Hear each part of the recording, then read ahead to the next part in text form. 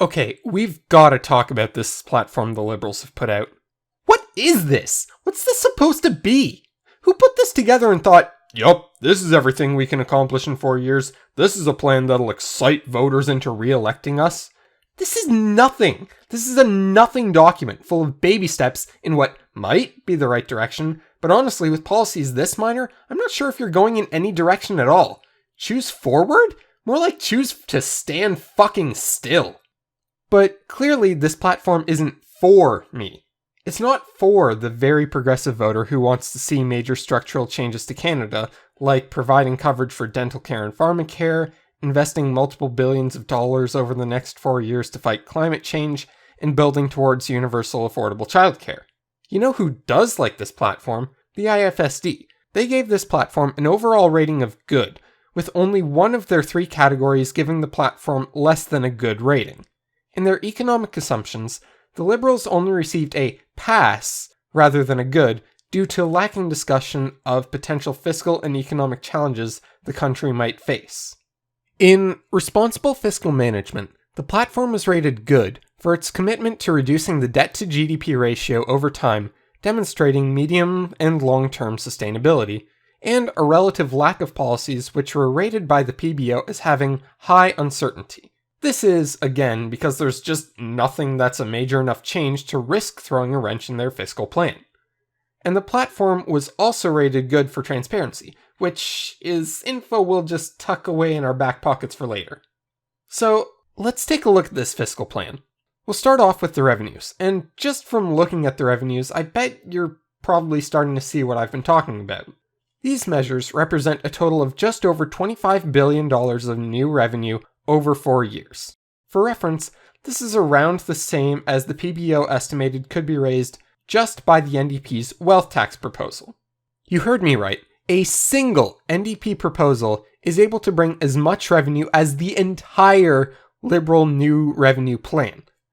But maybe that's the biggest source of new revenue for the NDP, and the Liberals' plan isn't actually that pitiful in comparison.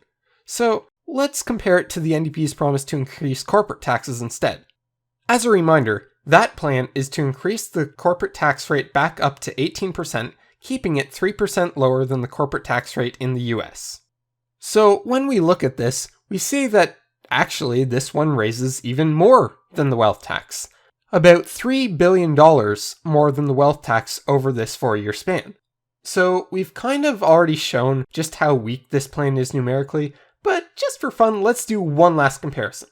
If we look at the NDP's plan to increase the capital gains inclusion rate, turns out that's the biggest source of new revenue in their platform, bringing in nearly $10 billion more over 4 years than the entire Liberal revenue plan. To put that into context, with just that measure, the Liberals could completely offset all of their new spending and be in line with the PBO baseline.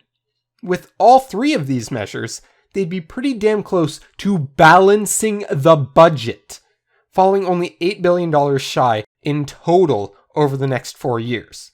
But let's look at what they do have here. There are a total of 7 new measures listed. So, for starters, I kinda just have to laugh at the fact that they expect $1 billion in new revenue just from Trans Mountain expansion. But getting into the meat of it all, the biggest measure in their plan for new revenue is this government spending review, expected to save $10 billion over 4 years. Without context, this seems really ominous. It sounds like the Ontario PC's value for money audit, or the other operating expenses reduction in the federal Conservative platform. However, the Liberals do explain that they've taken similar measures to this in the past after the last election, and to my knowledge, there were no extreme service cuts as a result, like there were in Ontario, so to some extent I do trust the Liberals to pull this off without hurting people. The other large measure is cracking down on corporate tax loopholes to bring in another roughly $6 billion over 4 years. That, like most of the other measures here, is fine. We should be cracking down on tax evasion and the abuse of loopholes that allow very profitable corporations to pay less and less in taxes. I think there are probably ways to get even more out of this than is said here, which makes me think this plan is probably still lacking, but it's still a fine idea on its surface. So what about the expenditures? They may not be raising a ton of new revenue, but are they at least putting what they are raising to good use? Well, yes and no. The biggest no, in my opinion, is probably in the very first line here. Helping Canadians keep more of what they earn. Since that's not particularly clear, this is referring to their plan to increase the basic personal amount to $15,000 by the end of their next term. This represents nearly a third of their total new spending, and would take up more than half of their new revenue. Now, is it a plan that will benefit a lot of people, particularly of lower income?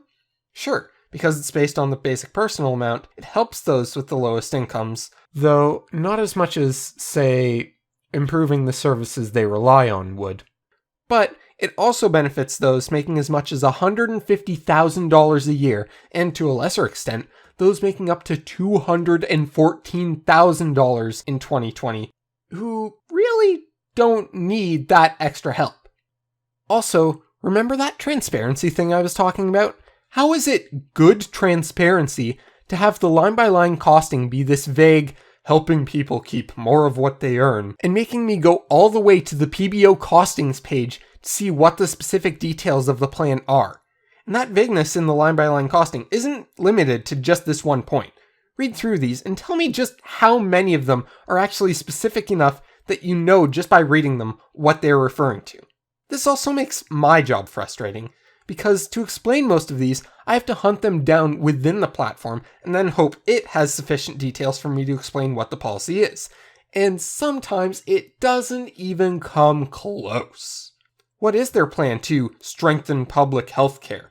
Well, it's a vague $6 billion investment over 4 years that doesn't go far enough to meet the recommendations of the Advisory Council on the Implementation of National Pharmacare, which recommends that initiative alone get a $3.4 billion investment just in 2022. And on top of that, they also want to improve mental health services, home and palliative care, and make sure everyone has a family doctor. Again, all fine goals, but you can't seriously expect to accomplish all of them with what relatively little investment has been put in here. Going back to the costing section, we can see small investments in childcare, employment insurance, and disability benefits. On the next page, we can add support for veterans, refugees, and immigrants to that list of small new investments. We can also see a total of less than $4 billion put into dealing with climate change, and, on the other hand, a nice little increase to OAS to help our seniors. I keep saying this, but what's here is technically fine. I don't disagree with doing any of what I just listed, but all of these investments are smaller than they need to be.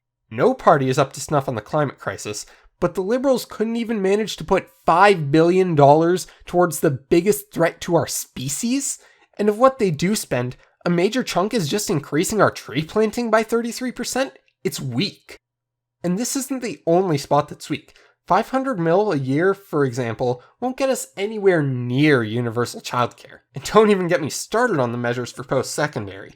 Aside from the increase in grants, which is nice to have, most of these measures don't really mesh at all with how most provinces deliver their student loan systems. So if my province's rules don't line up with these new measures, do I get the benefits at all?